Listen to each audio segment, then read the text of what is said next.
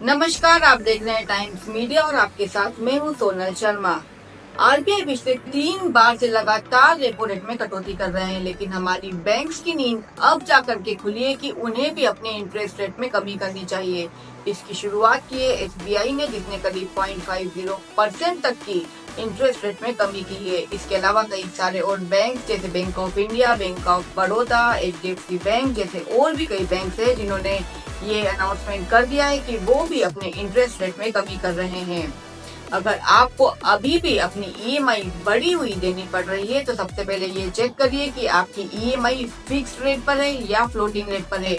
अगर fix rate पर होगी तो आपको बढ़ी हुई ईएमआई ही देनी पड़ेगी, लेकिन अगर फ्लोटिंग रेट पर होगी तो आपकी ईएमआई कम हो जाएगी। इसके बाद आप ये चेक करिए कि आपकी जो लोन है वो बैंक ने किससे लिंक करके रखा है। अगर रेपो रेट से लिंक है तो आपको इसका बेनिफिट बहुत जल्दी मिलेगा, लेकिन अगर एमसीएलआर से लिंक है, एमसीएलआर यानी मार्जिनल कैश लैंड रेट, इससे लिंक है तो आपको इसका बेनिफिट मिलने में 6 से 12 महीने तक लग सकते हैं।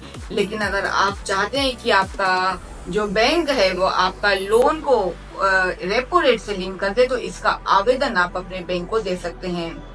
लेकिन बैंक इसके बावजूद अगर आपकी बात नहीं मानती है तो आप अपना जो लोन है वो दूसरे बैंक में शिफ्ट कर सकते हैं।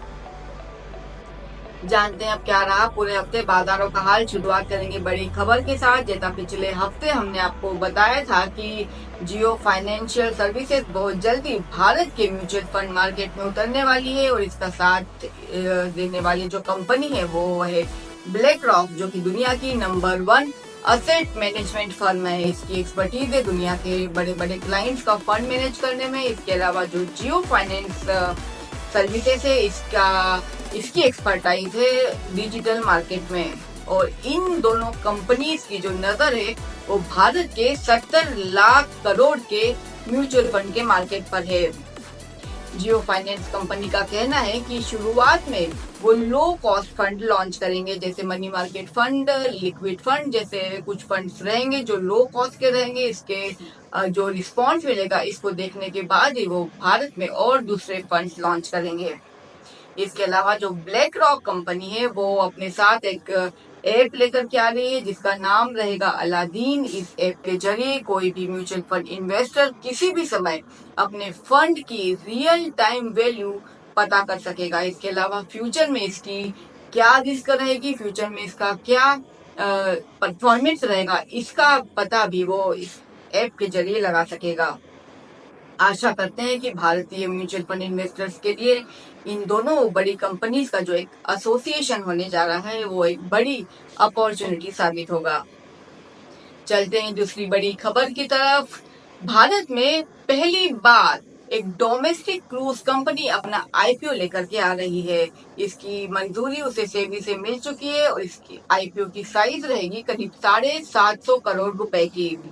इस कंपनी का नाम है कार्डेलिया क्रूज कंपनी और फिलहाल ये जो कंपनी है ये गोवा से लेकर चेन्नई तक के बीच में अपना क्रूज ऑपरेट करती है।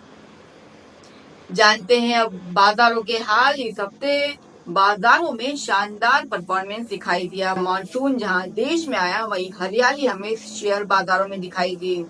पिछले हफ्ते के मुकाबले अगर इस हफ्ते की बात करें तो सेंसेक्स और निफ्टी दोनों ही करीब 2-2% तक चढ़ करके बंद हुए। इसके पीछे की बड़ी वजह रही पॉलिटिकल टेंशन का कम होना। इस हफ्ते के जो शानदार परफॉर्मेंस रहे, जो स्टार परफॉर्मर्स रहे, वो रहे इंडसइंड बैंक, अपोलो हॉस्पिटल और अडानी ग्रुप के स्टॉक्स, जिन्होंने इस हफ्ते शानदार परफॉर्मेंस दिखाई। करीब 3 से 4% तक चढ़ करके बंद हुए हैं। वहीं थोड़ा जो हल्की फुल्की गिरावट दिखाई दी वो दिखाई दी बजाज फाइनेंस, डॉक्टर रेड्डीज और ग्रेसिम जैसे स्टॉक्स में, जो करीब आधे से 1% तक गिर करके बंद हुए। चलते हैं करेंसी बाजारों की ओर। करेंसी बाजारों में जहां रुपया बलवान तो डॉलर धराव। जी हाँ, पिछले कुछ हफ्तों में हमने रुपए में अच्छी खासी कमजोरी दिखाई देखी है डॉलर के अगेंस्ट। एक समय ऐसा आया जब 87 तक रुपया हमारा टच कर गया था। उसकी पीछे की बड़ी वजह रही जियोपॉलिटिकल टेंशन। लेकिन अगर इस हफ्ते के बारे में बात करें तो इस हफ्ते डॉलर जो है रुपए के मुकाबले अच्छा खासा कमजोर नजर आया। रुपए की जो क्लोजिंग रही वो 85.45 के अराउंड की रही। चलते हैं कमोडिटी बाजारों की और कमोडिटी बाजारों में इस हफ्ते सन्नाटा छाया रहा। जी हाँ, सोना और चांदी में ऊपरी लेवल से अच्छी खासी गिरावट दिखाई दी। वहीं यदि हफ्ते के अंतिम दिन की बात करें तो फिलहाल चांदी ऊपरी लेवल से करीब 2,500 रुपए तक टूट चुकी है। वहीं सोने में भी अच्छी खासी गिरावट दिखाई दे रही, करीब 1 से 1,500 रुपए का कलेक्शन सोने में दिखाई दे रहा है। 95 से 96,000 के आसपास सोना फिलहाल ट्रेड होता हुआ नजर आ रहा है। अब वहीं अगर क्रूड ऑयल के बारे में बात करें तो जियोपॉलिटिकल टेंशन के कारण जहां एक समय क्रूड ऑयल $80 प्रति बैरल तक पहुंच चुका था, लेकिन फिलहाल ऊपरी लेवल से करेक्ट होकर ये $65 के आसपास इंटरनेशनल बाजारों में ट्रेड होता हुआ दिखाई दे रहा है। वहीं एमसीएक्स की बात करें तो 5600 के आसपास फिलहाल क्रूड ऑयल ट्रेड होता हुआ दिखाई दे रहा है। वहीं बेस मेटल्स जैसे एल्यूमिनियम, कॉपर और जिंक में हल्की फुल्की बढ़त पर ट्रेडिंग होते हुए दिखाई दे रही है। तो ये थे इस हफ्ते के बाजारों के हाल। इस हफ्ते भारतीय आईपीओ बाजारों ने भी अच्छा इतिहास रचा है।